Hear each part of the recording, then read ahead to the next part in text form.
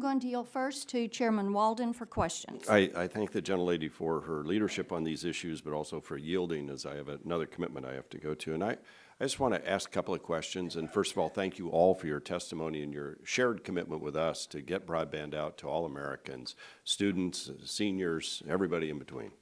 Mr. Fletcher, in your testimony, I was intrigued on page 3. You said broadband deployment is not delayed by environmental impact statements.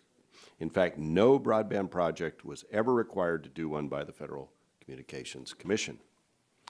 You're not really saying no broadband deployment project has ever been required to do an EIS, are you? That's correct. Many have had to do environmental assessments, and some may have gotten. Yeah. So excuse me. There's of the 50,000 federal activities a year. There's only about a couple hundred EISs, and none of the ones that we could find on.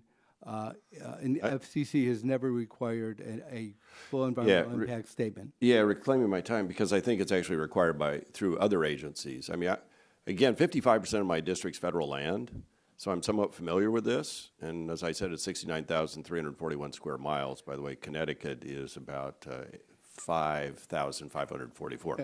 Not that we're counting. New Jersey, 8,722, Mr. Pallone. But the point is, I mean, I run into this all the time on siting. Now, we're trying to get broadband out there. We're trying to get 3-phase power into some of our communities that waited 3 years to get an EIS to do 4 power poles on BLM land. And so I think there is an issue here with siting, and I think I just think there's more there than what you represent in your testimony. I want to go to Mr. Gillen.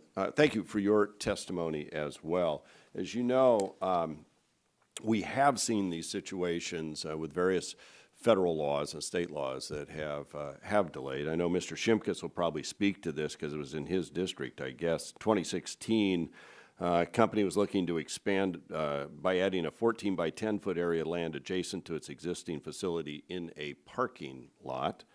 The study they were required to do took 5 months to complete and cost thousands of dollars. Have you or Mr. Polka or anybody else on the panel who actually does deployment, tell us about the things you've run into, tell us what you like about these bills. You've referenced some in the testimony, but your member companies and all, what are you seeing? Is this a problem or isn't it? Because on one end of the panel we hear it's not a problem, on the other end we hear it is a problem.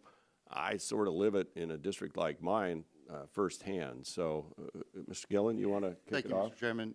Your example is a good one. It's something we face every day throughout the country. Carriers are running into challenges that, particularly when we start talking about things like this, that to install 23 of these in a parking lot costs $173,000 in environmental and historic reviews and takes many months.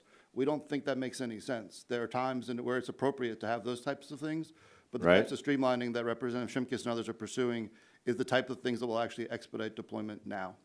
Could you say that again? That was in a parking lot? In a parking lot at the NRG Stadium for the Super Bowl last year. And it cost how much? $173,000 to site 23 of these. Wow.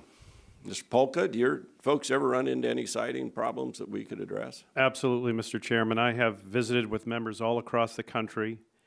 Our members literally build into their budgets time and money because of how long it takes for attachments to poles to produce broadband to be approved and permitted and to move forward. Thousands and thousands of dollars where application fees are made for make-ready, then additional engineering studies are made, further requests for engineering studies, duplicating the process. The fact that a member company has to build in at least 6 months of time, at least, before they can move forward on a broadband deployment is actually causing broadband deployment not to be deployed in these most important areas. Mm-hmm. Ms. Bloomfield? I would love to jump in on that as well. Just to cite a couple of examples, I have a company up in South Dakota that had a year-long delay because of needing to get some U.S. Forest Service permitting through. You're in South Dakota, your build time is very short, as Congressman Kramer knows. You've got, periods of time where you miss that opportunity. Right. In Wyoming, we've had a state BLM office that actually wound up treating the broadband build like it was a pipeline. So they actually had to get bonding to go ahead and do the construction when it was really just a broadband conduit. So absolutely there are instances, and to my fellow panelists' point, time and money that is needed to be built into the process. And I know my time's about expired. I would argue I'm probably one of the few, if only, chairs of this committee that's ever actually been through a tower siting process, antenna siting process. I was in the radio business for 20-plus years. And while I never climbed a tower, I was involved in a lot of that. So I share your pain.